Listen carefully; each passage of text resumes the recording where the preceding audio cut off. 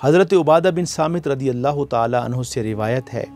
آپ ارشاد فرماتے ہیں کہ نبی کریم صلی اللہ علیہ وآلہ وسلم ہمیں رمضان المبارک کے مہینے میں یہ دعا کثرت کے ساتھ پڑھنے کی تلقین فرماتے تھے: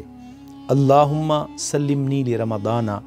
وسلم رمضان لی وتسلمہ منی متقبلا۔ اس کا ترجمہ سماعت فرمائیے کہ یا اللہ مجھے رمضان المبارک کے لیے سلامت رکھ اور رمضان المبارک کو میرے لیے، اے پروردگار اس میں کی جانے والی تمام عبادات کو میرے لیے قبول فرما۔ بحیثیت مسلمان